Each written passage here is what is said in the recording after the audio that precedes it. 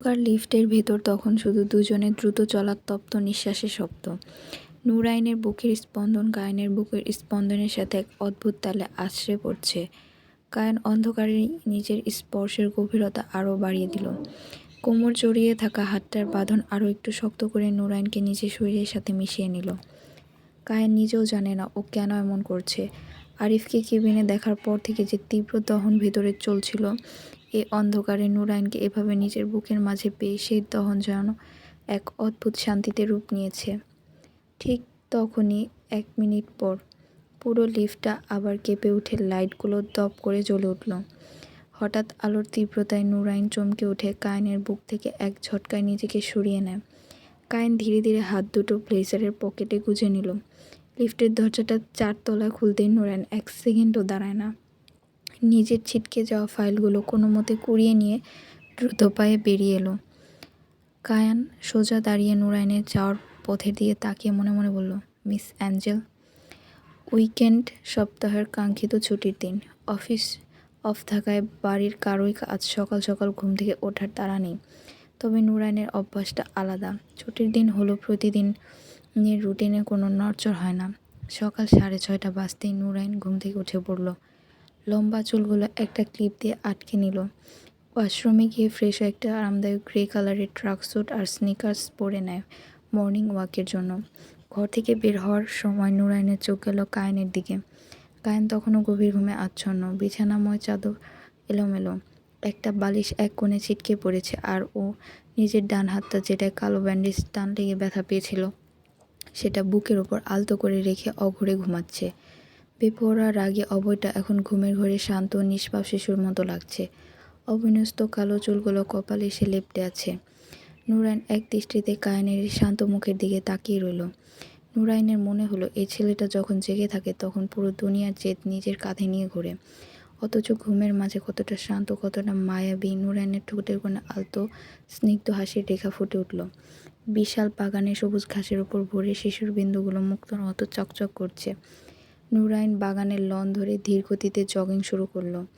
পাখির কিচিরমিচির ভোরে শান্ত হওয়া বেশ ভালোই লাগছে। এদিকে কায়ান চোখ পিটপিট করে তাকালো। ঘড়ির দিকে তাকিয়ে কায়ান ধড়ফড় করে বিছানায় উঠে বসলো। অফিসের চক্করে পড়ে গত কয়েকদিন ধরে কায়ানের জিমে যাওয়াই হয়নি। স্যাম আর রাফিকে আগে বলে রেখেছিল যে এই উইকেন্ডে ও ট্র্যাকে ফিরবে। এমনিতে বাড়িতে কায়ান ওয়ার্কআউট করে, কিন্তু আজ বন্ধুদের সাথে জিমে যাওয়াটা কোনোভাবে মিস করতে চায় না। বিছানা ছেড়ে কায়ান সোজা ওয়াশরুমে গিয়ে চোখে মুখে ঠান্ডা পানি ঝাপটে দিল। কপালে হাতের চোটগুলো এখন অনেকটাই সয়ে গেছে। যেদি মনের সামনে ওই সামান্য ব্যথা পাত্তা পাওয়ার যোগ্যই না। কায়ানের পরনে একটা black sleeveless high performance fitness vest আর dark grey gym trousers. Sleeveless কাটিংয়ের কারণে চওড়া কাঁধ, সুগঠিত বাইসেপস, ট্রাইসেপসের প্রতিটি নিখুঁত পেশির ভাঁজ স্পষ্ট হয়ে উঠেছে। স্লিট কাটের সুদাম শরীরটা নিয়মিত বক্সিং আর রেসিংয়ের কঠোর পরিশ্রমের প্রমাণ দেয়। কায়ান হাত বাড়িয়ে নিজের অবিন্যস্ত কালো চুলগুলো একটু ব্রাশ করে নিল। কায়ানের জিম লুকের রাফ অ্যান্ড টাফ সুদর্শন চেহারাটা যে কোনো মেয়ের বুকে ঝড় তুলতে বাধ্য। সিঁড়ি দিয়ে নিচে নামার সময় স্পোর্টস ব্যাগটা কাঁধে ঝুলিয়ে নিল। ড্রয়িং রুম পেরিয়ে মেইন গেটের দিকে যাওয়ার সময় অবচেতনভাবে চারপাশটা একবার চোখ বুলিয়ে নুরাইনকে খুঁজল। মনে মনে ভাবল, আজকেও কি ম্যাম অফিসের কাজ করে যাচ্ছেন। দুপুরের দিকে জিম শেষ করে কায়ান বাড়ি ফেরল। তখন ড্রয়িং রুমে মিসেস আলিয়া আর নুরাইন দুজনেই বসে কিছু একটা আলোচনা করছিল। কায়ানকে ভিতরে ঢুকতে দেখে মিসেস আলিয়া সোফা থেকে উঠে দাঁড়িয়ে হাসি মুখে বললেন, কায়ান, নুরাইন, আজ রাতে আমাদের খুব স্পেশাল একটা ইনভিটেশন আছে। এক বিজনেস পার্টনারের অ্যানিভার্সারি পার্টি। তোমাদের দুজনকে কিন্তু যেতেই হবে। বন্ধুদের সাথে জিম আর বক্সিং রিংয়ে সময় কাটিয়ে কায়ান তখন বেশ ক্লান্ত। নিজের স্পোর্টস ব্যাগটা সোফায় রেখে কিছুটা বিরক্ত হয়ে বলল, মম, এসব বোরিং ফর্মাল পার্টিতে যেতে আমার একদম ভালো লাগে না, আমি যাব না। কায়ান, কোনো কথা না, তুই যাবি। আমাদের পুরো ফ্যামিলি যাবে রাতে। নুরাইনও যাচ্ছে, তাই তুই কোনো বাহানা দিতে পারবি না। মায়ের মুখে নুরাইনের যাওয়ার কথা শুনে কায়ান আর চোখে একবার নুরাইন দিকে তাকালো। নুরাইন বরাবর মধ্যে শান্ত মুখে বসে আছেন। কায়ান আর কথা বাড়ালো না। মনে মনে এক অদ্ভুত কৌতূহল নিয়ে নিজের রুমে চলে গেল। রাত 8টা। নুরাইনের পরনে একটি গাঢ় নীল রঙের এক্সক্লুসিভ নেট শিফনের মেলবন্ধনে তৈরি শাড়ি। নেটের সূক্ষ্ম কাজের আঁচলটা ফর্সা কাঁধ বেয়ে নিচে নেমে গেছে। ম্যাচিং ব্লাউজের সাথে অদ্ভুত এক মায়াবী পুরুত্ব তৈরি করেছে। চুলগুলো কার্ল করে একপাশে ছেড়ে দেওয়া হয়েছে। কানের লম্বা সিলভার কানের দুল আর ঠোঁটে হালকা নুড লিপস্টিক। কাজল কালো চোখের মনি দুটো আছে নিবিড় শাড়ির আবহে আরও বেশি রহস্যময়, আরও তীব্র লাগছে। নুরাইনকে দেখতে এতটা স্বর্গীয় আর মোহনীয় লাগছে যে স্নিগ্ধ সৌন্দর্যের রূপ নিয়ে নিয়েছে যেন। এদিকে কায়েন মাত্রই বাড়ি ফিরেছে, দ্রুত পায়ে সিঁড়ি বেয়ে উপরে উঠে নিজের রুমে গেল। নুরাইন শাড়ির কুচিটা ঠিক করছে। নুরাইনকে এই পোশাকে দেখা মাত্রই কায়েনের পায়ের গতি একদম স্তব্ধ হয়ে গেল।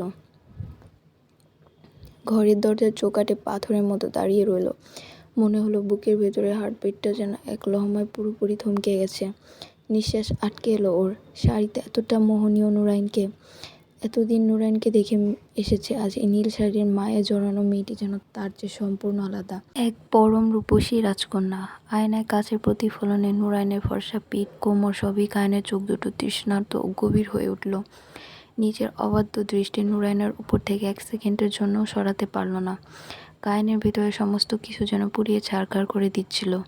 ঠিক তখনই নুরাইন আয়নার ভেতর দিয়ে দরজায় দাঁড়িয়ে থাকা কায়েনের পলহিক চাউনিটা খেয়াল করল। দুজনের দৃষ্টি আয়নার মাঝে আটকে রইল কয়েক সেকেন্ড। কায়েন এক অদ্ভুত অস্বস্তি, ভালো লাগার টান বুকে চেপে ঝট করে নিজের চোখের দৃষ্টি সরিয়ে নিল। মাথাটা নিচু করে এক হাত পকেটে গুজে চলে গেল। এরপরই